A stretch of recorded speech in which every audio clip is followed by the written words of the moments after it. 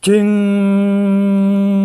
하는 교회의 종소리와 함께 뇌졸중으로 50년 인생을 마감하는 오칠딱.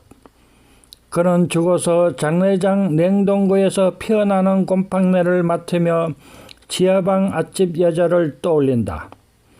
자신의 죽음을 신고한 여자는 칠딱이가 평생에 경험해보지 못한 학약을 전수했었더랬다. 한국 전쟁이 끝나고 급격하게 생산된 2세들 베이비 부머, 1957년생 닭띠 오칠딱 세대는 그 베이비 부머의 중심에 있다. 그들이 한창 사회생활을 왕성하게 한 시절에 IMF가 닥쳤다. 많은 사람에게 고통을 안겼지만 IMF는 일부 사람에게는 부자는 더 부자로 만들어주려는 계기가 되었다는 사실을 그때는 몰랐었다. 야, 볼에 이 손목에 요래 볼록하게 살이 튀어나왔잖아. 애 엄마는 그저 무심히 바라볼 뿐이다. 제 남편의 속셈을 들여다보고 있다. 손목을 많이 써서 생기는 이상현상이라고 의사는 그랬다. 옛날에 일 많은 부잣집에 식모살이 하는 하녀에게 생기는 그런 병이란다. 성북동에서 자가용 운전자로 일하면서 새벽에는 우유 배달을, 퇴근하고는 대리점 우유를 배송하는 일을 다 마치고 나면 늦은 밤이 되고 한잠 자고 나면 다시 새벽이 되어서 우유 배달을 나가야 했다. 시내버스를 운전하고부터는 오전 반, 오후 반으로 나누어지는 근무 형태에 따라 나머지 시간을 연장 근무를 하거나 자파 중도 매상을 했기 때문에 칠딱이로서는 5, 6년째 2곳, 3곳의 일을 하면서 자신을 혹사한 것이다. 이제는 진 빚도 얼추 갚아지고 몸에 이상 징후도 나타나는 만큼 더는 무리하고 싶지 않지만 마누라 눈빛은 달갑지 않아 보여서 변명을 하는 칠딱이다. 열심히 살았건만 결국은 칠딱이 가정도 IMF 회오리에는 그대로 말려 들어갔다. 성가가 우리 형제한테 참 잘해. 그렇게 송 사장을 고마워하던 개동이가 잠적한 지 보름이 더 됐다. 들리는 말에 의하면 몇 년째 돈을 돌려주지 않는 사기단에 칼을 들고 쫓아가 겨우 3천만 원을 받아왔는 같더라. 인생이 오로지 의리라는 듯이 그동안 송 사장에게 빌려 쓴 몇백만 원을 깨끗이 갚고 막내 돈은 그냥 쌩 까고는 돌연 사라진 것이다. 평소 그의 야비함을 그대로 보여주었다. 그냥 어디 갑니까? 내가 왜 안 오? 시발 안 돌아온 지가 며칠 되는데 내 돈은 안 갖고 유천의 송 사장 돈만 딸랑 갖고는 그리고는 안 보이더랍니다. 당연히 길길이 뛰는 사람이 막내였다. 개동이는 자신의 전 재산인 1억 원이 훨씬 넘는 돈을 사기단에 투자하고 욕심이 모자라 막내 돈 3천만 원을 더 끌어들인 것이다. 사기꾼들은 그동안 진행해온 작전의 형편이 막장에 이르렀고 그들에게 더는 돈을 받아낼 수 없다는 걸 아는 데는 몇 년이 소요되었다. 그 몇 년 동안을 송 사장에게 돈을 빌려 쓰면서 무의 도식해왔다. 1억이 한 4, 5억으로 뻥튀기 되어서 돌아올 줄 알았다. 전부터 일을 함께 했던 사기꾼들이라 절대로 떼일 염려가 없다는 것을 철칙으로 믿던 개동이는 결국은 자랑스러웠던 사기꾼이 사기꾼에게 사기를 당한 것이다. 인간아, 그러고도 밥이 목구멍에 넘어가느냐? 저쪽 길 건너 식당에서 이빨을 쑤시며 나오는 개동이가 칠딱이에게 목격이 되었다. 사기꾼들에게 전 재산을 사기당하고 막내를 피하여 잠적하더니 배는 고팠는가 맛집 식당에서 밥을 처먹고 나오는 모양새이다.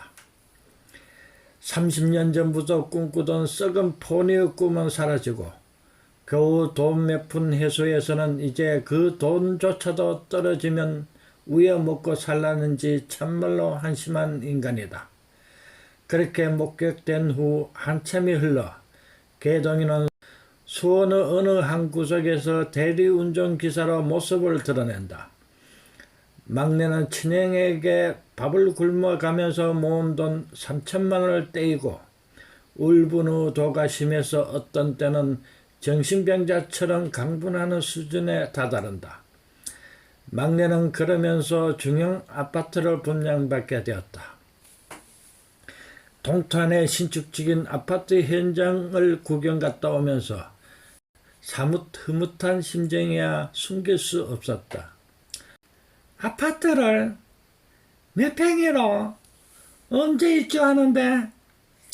금자는 막내 동생의 자랑을 대견스러워하면서 한마디 건넨다. 아이고야, 집안에 니조차 없었다면 우째 될 뻔했노. 막내는 그 지긋지긋했던 안산의 수암산 골짜기에서 벗어날 날도 얼마 남지 않았다.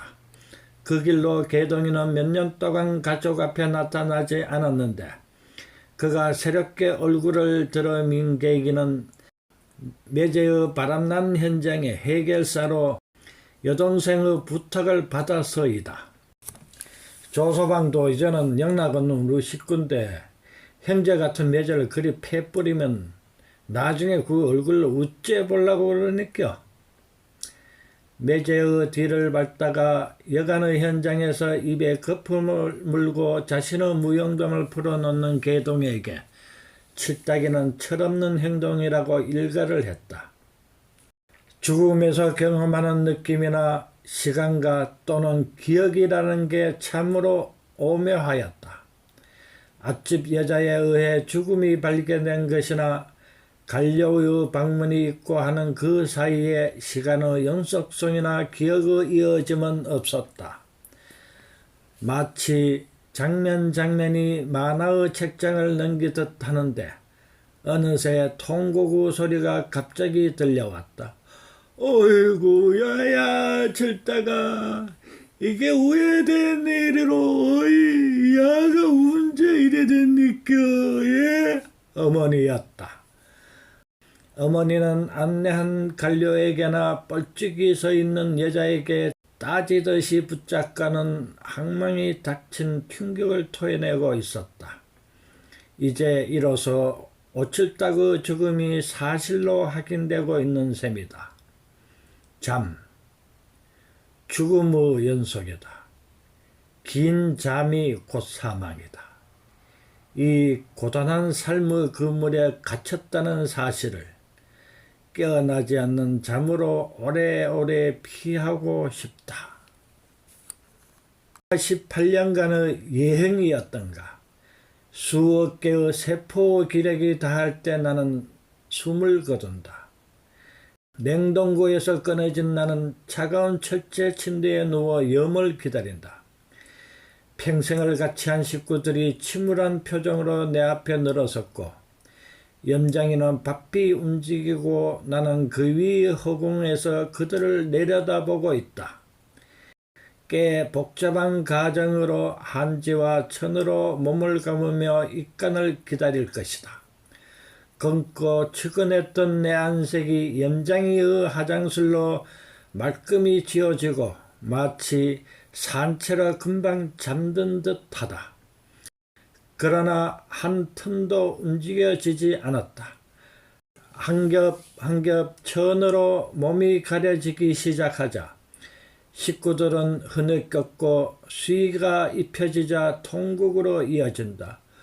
아버지, 불효를 용서하세요.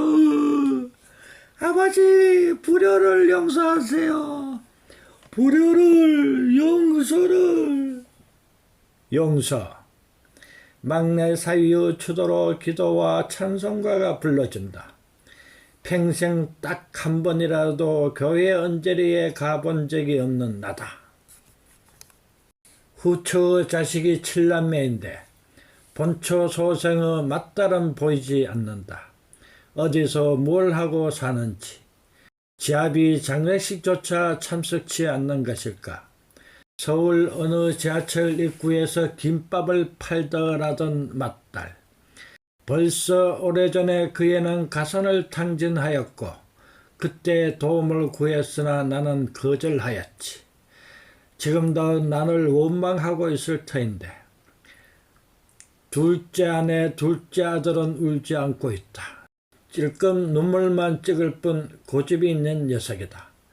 농사를 짓겠다고 전라도 어디로 먼 길을 떠났더랬는데 유독 그놈에게 눈길이 고정된다. 내 죽음을 냉정하게 지켜보더니 식구들이 통곡하자 차가운 눈빛으로 형제들을 훑어보고는 싸늘한 입술로 우물거린다. 불효자를 용서해? 용서하라면 용서가 돼?